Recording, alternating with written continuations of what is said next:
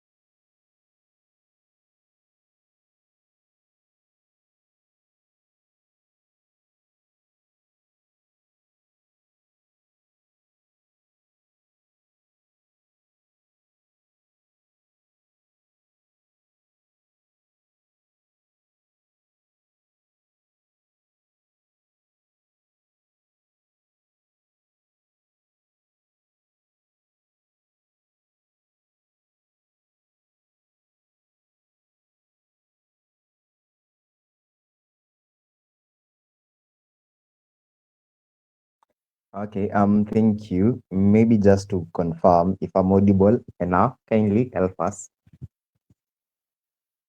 Am I audible?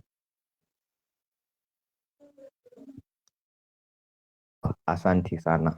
So first, I'll start by saying thank you to all for joining today's meeting. And also thank you so much to the ESSA mentorship group. Thank you, Elfas, for the chance to be able to present on this topic. And I hope that at the end of it all, we'll all be able to learn something, maybe about life, as well as, yeah, about life in general. So I'm Nathan Munga, and I'll present on rewriting our stories. Initially, initially, the topic that we were to handle today was STIs, sexually transmitted infections. And the shift from this topic, the shift from that topic, STIs, to this particular topic, I don't know, I think it came from an inspiration that I had found that morning. And that is what I wish for us to share today. We are only left with 11 days to the end of the year 2023 and to the beginning of a new year. Only 11 days. And because this is an online audience, and I really love to interact with my audience, please, you'll allow me to ask you questions and to involve you where need be. So maybe to ask, you can always type your answers in the chat box, or you can also raise a hand and then I'll give you a chance to speak. Either can work. So the question I wanted to pose is, as we only have, with the 11 days that are left to the end of the year, the question that I want to ask is, have you been able to live your life to the fullest in the year 2023? Have you been able to live your life to the fullest in the year 2023? Thank you, Brenda. So for Brenda, it's a no.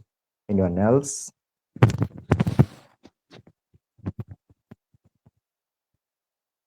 Anyone else? Anyone else? Yeah, you can. I think that's a yes or no question, or maybe you're not sure. Yeah. Anyone else? Have you been able to live your life to the fullest? That is what we are trying to answer right now. Thank you, Elfas. Thank you, Meshak. Mm-hmm. Any yes? No? Okay, no. Mm-hmm. Okay. Yes, thank you, James. So maybe we can hear from James. James, you can share with us briefly, if it's okay with you. James, kindly share with us how this week, or sorry, the year has been fulfilling to you in particular. James, you can kindly share with us and then I'll proceed. Yes, Yeah, James. thank you. Thank you, Nathan. Yeah, good evening, folks. Hope you guys are well. Yeah, I must say, for as long as someone is able to reach this far, as in be in good state of health, both physical and mentally, it's something that needs to be, taken in high regard. Reaching this far at this point of time in the due course of the year is not easy. So, according to me, I think being able to count days to the end of 2023, that's reason enough to say, yeah, we've been able to live. But of course, for those who say no, I equally don't have an issue with that, because I know expectations are always high and sometimes we don't meet them at a personal level. So it kind of varies. Thank you. Thank you, James. Thank you, James, so much for that. Thank you. So for a majority of us, we've not been able to live our lives to our fullest potential in the year. Okay, what do you mean by living life to the fullest? For example, if you had resolutions rolled out for the year 2023, were you able to accomplish your resolutions? Were you able to attain your goals? Were you able to achieve your ambitions for the year 2023? If you wanted to grow into a better person, were you able to, for example, pursue that course that you knew you had to take for you to be able to grow in your career? If you wanted to be a better version of your personal self, were you able to, maybe if it's books, if it's training, if it's self-coach, were you able to do such activities? That is what I'm trying to arrive at. And if not, now the other question that I'd wish to also pose, I would want for each and every one of us throughout the year, maybe, I know it's a stupid question, maybe, quote unquote, but just to ask, is there anything that is so bad, or was there anything for you in particular that you feel so ashamed about and so guilty of that you did this year, 2023? You can keep on posting your answers in the chat box. Is there something that you've done in the year 2023 that as you look back, you feel ashamed of yourself, you feel guilty, you feel disappointed with yourself, with that decision that you made? Is there such a thing in your life? So Meshach, yes. For me, it's also a yes. Anyone else? Anyone else? Just try to. Thank you. Thank you. Thank you for your responses. Yes, yes. Wasn't unable to overcome most of my fears and my habits. Yes, so thank you. So I want you to think in particular one thing. Just try to pick out one thing in your life that you feel, or not just to feel, but you are so sure in this one thing you messed up really, really bad. Are we together?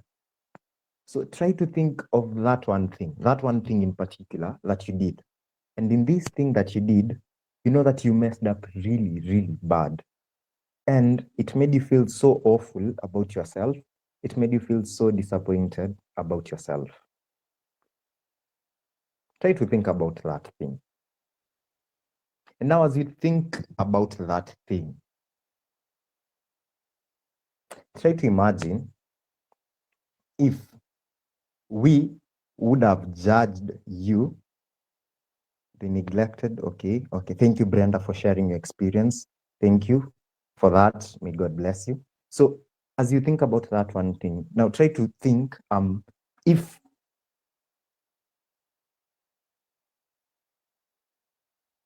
in you doing that thing, in you messing up, or in whatever way that you had messed up in. So try to imagine, it's a hypothetical situation, but try to imagine had stopped at that moment in time, that we would have judged you at that moment in time. And to try to think maybe if maybe it was an overdose of drugs. And I'm trying to think now, someone gets into the room, he or she has found me taking like drugs or something of the sort, and they're so surprised and so shocked that hey, kumbe pia unaweza fanya kitu kama hiyo. And that moment defined the rest of my life. I do not want to ask what then would have been the next steps that would happen to you, but were we to judge you this year on the basis of the bad thing or that awful thing that you have done, that one thing that you know specifically was so wrong and that you would have messed up in, were we to judge you by that for the rest of this year, then where would you be at this moment in time? And with that, I want us to delve into our topic of the day, rewriting our stories. I'm not going to say much, but I hope with a little that we'll be able to learn, and we'll be able to grow. So one of the most famous boxing people that we have in the world, we have Muhammad Ali. Maybe you can share in the chat box famous heavyweight champions, former boxers that you know in the world. I know of Muhammad Ali, I know of Evander Holyfield. I know these are athletes. Do we have anyone who knows a former, a heavyweight champion in the boxing arena? Anyone? You can help out. Anyone? You can type a name of people you know in that field, in boxing. Yeah. Oh, okay. Not former, even current.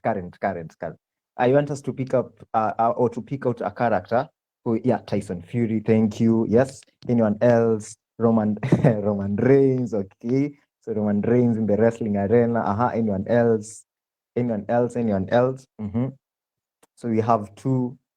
And just to single out a character that I think is known to most people, and maybe we'll draw some lessons from his story. Anyone else? The count of 5.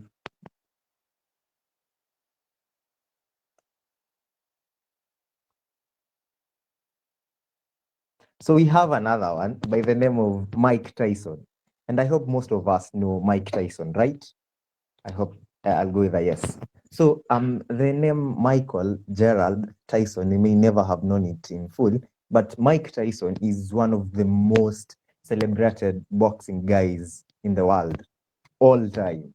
Whenever you mention boxing, the people who come to your mind, the first person might be Muhammad Ali, but then the second person should be at least Mike Tyson. He was known back in the day as the Kid Dynamite. He was also known by some as the baddest man to have ever stepped in the ring. That was ranked by the ESPN news network. So this is a guy who had a lot of success in his life.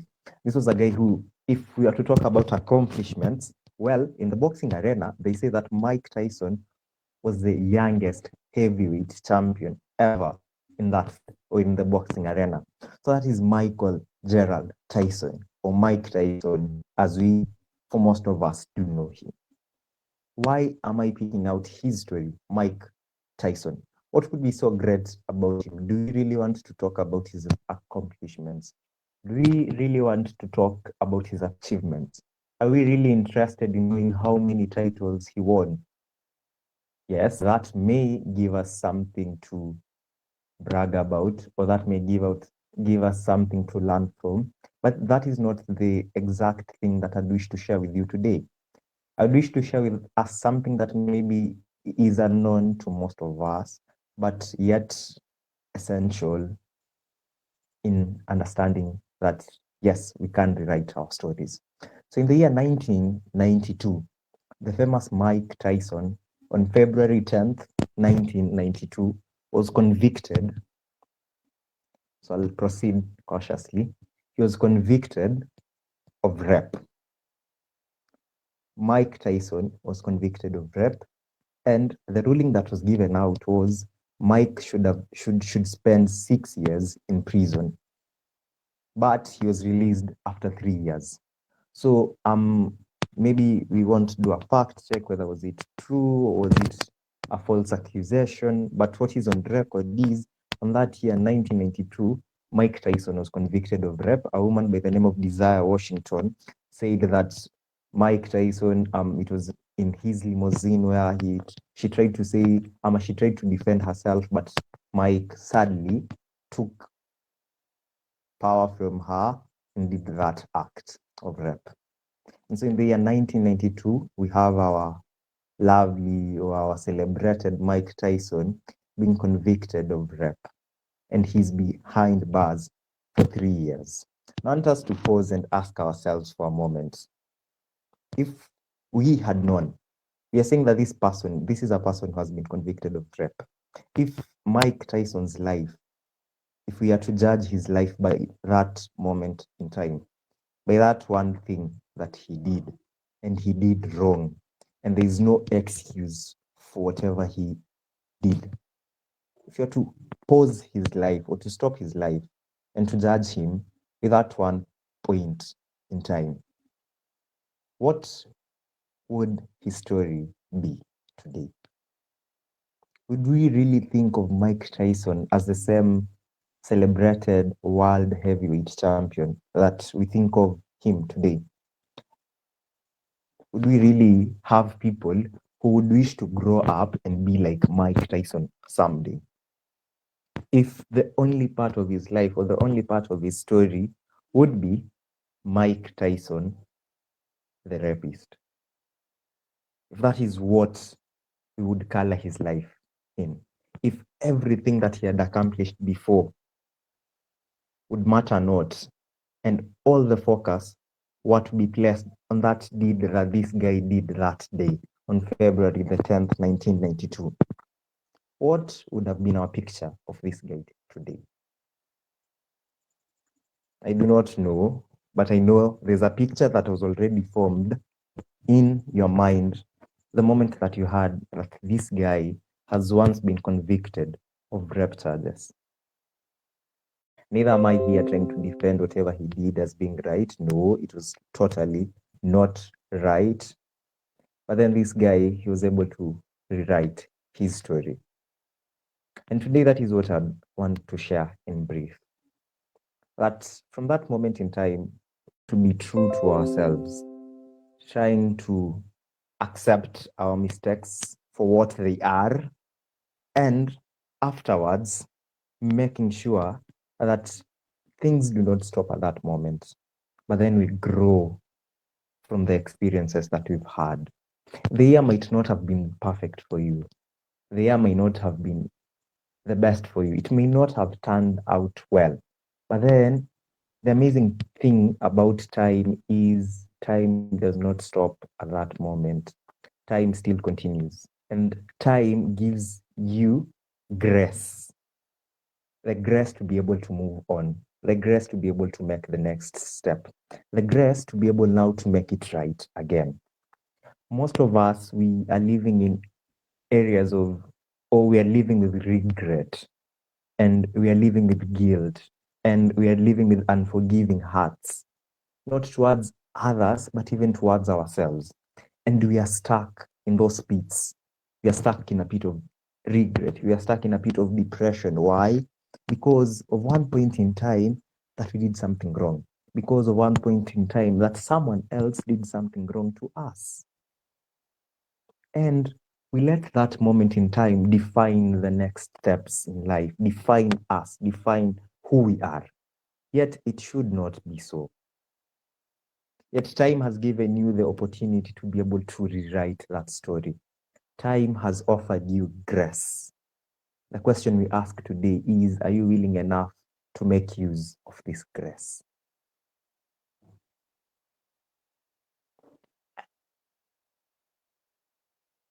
I may not have lived to my fullest potential in the year 2023. I may only have 11 days to the end of this year, and I may have failed big. I may have made the worst of mistakes. And it may be that your story is people outside there have now chose to judge you by that particular moment in time where you messed up. They have now chose to judge me by that particular moment in time that I messed up. Or even that I myself have chosen to judge myself and to be able to make a conclusion of who I am or of who I will be based on that particular mistake, that particular disappointment in time. But should that really be so?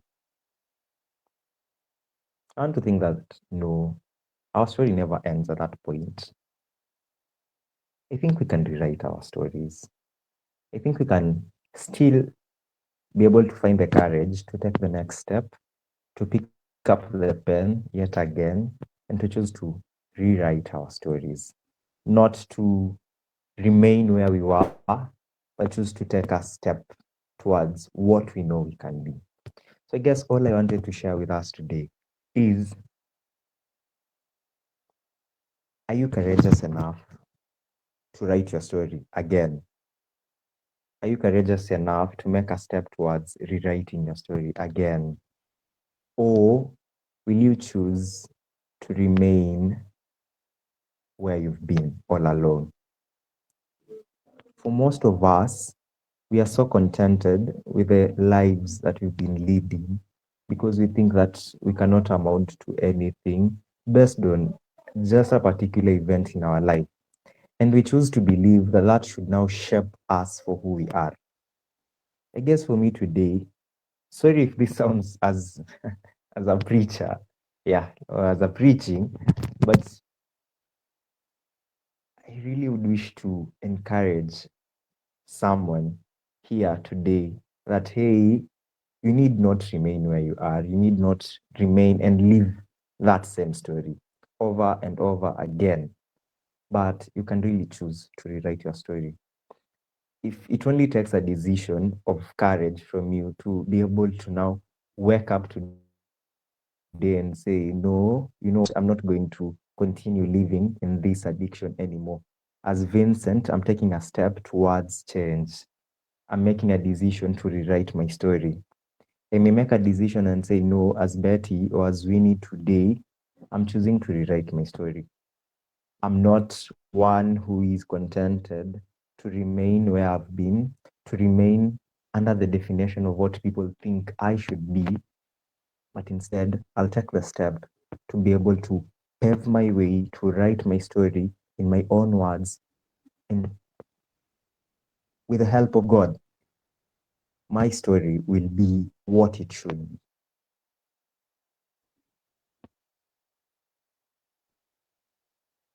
So as we wait for a new year, as we go back and look at our resolutions again and try to come up with new resolutions for the year 2024, to come out with new resolutions even for the year 2025, to come out with 5-year goals, to come out with a long-term plan of a 10-year goal and all that, I would encourage us. Yes, that's so nice to do. But please also take a moment to try to also reflect at your past and try to ask yourself, is there something in my past that has imprisoned me to live in the same story year in and year out? Is there something that I need to quit from? Is there something that I need to change?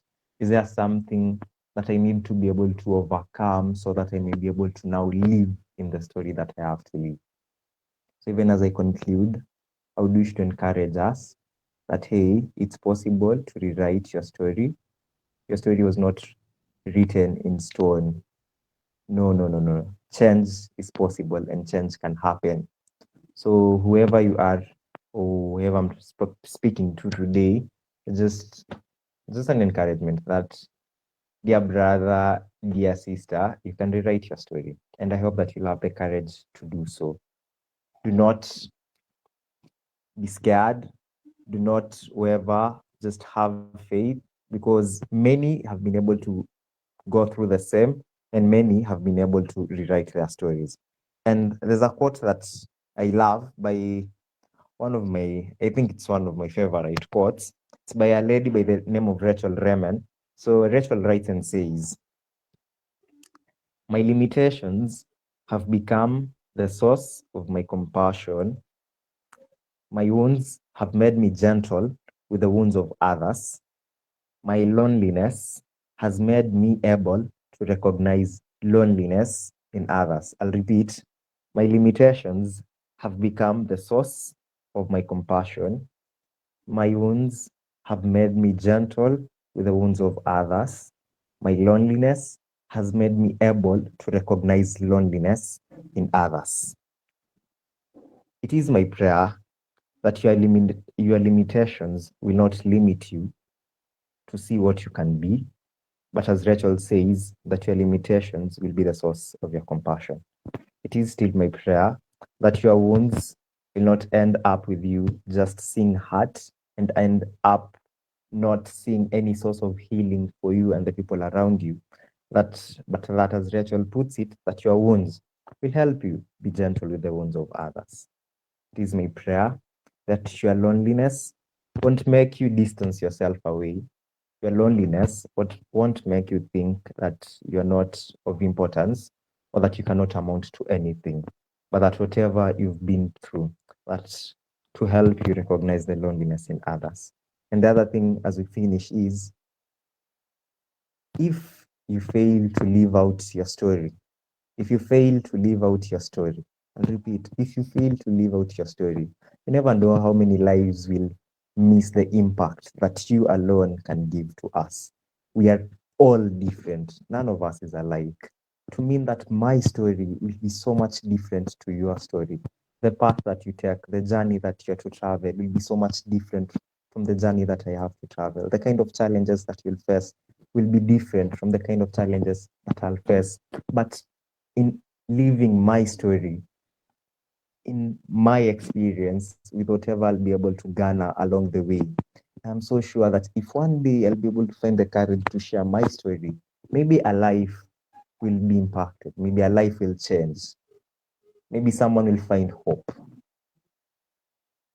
But what if I choose not to live my story because of fear of judgment, because of fear of failure, because of fear that maybe I won't do it perfect enough? How many more lives will miss out on a story of hope, or on a story of fortitude, or on a story of resilience? How many more will miss out on that story of yours today if you choose not to live out your story? If you won't do it, then who else will? So, ladies and gentlemen, I challenge you as we are left with these 11 days to be able to find the courage to write your stories, and to write your stories in your own words, and to write your story with the authenticity that you alone can give to us. Because the world may or may not value you, but you're of so much value because your story is like no other story that will ever be there on this world. So thank you for your time, and thank you for listening. And I'm praying for each and every one of us that we shall find the strength to write stories of our lives with courage and with boldness till the end. And my challenge for you today, for most of us, as we started the session, we said that we've not been able to live our lives to the fullest. I challenge you one thing. Please, as you die, I pray for one thing. Die empty. Die empty. Die having tapped all your potential. Die having maximized all your potential. Do not settle for less. Do not settle for a less story. No one wants to read a story that the ending isn't good. We love good stories. Yeah, but we love stories that also have endings that are okay, or should I say, not perfect per se, but we love a complete story.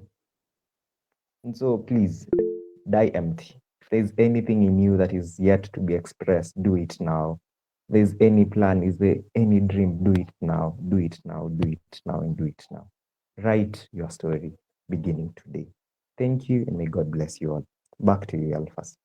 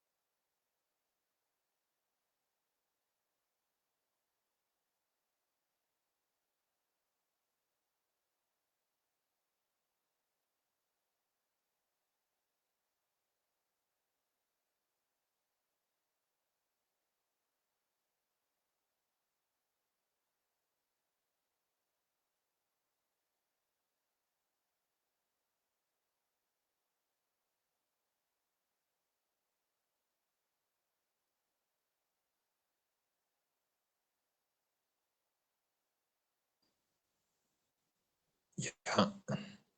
Good evening. Thank you. Thank you, Nathan. It's been a good presentation.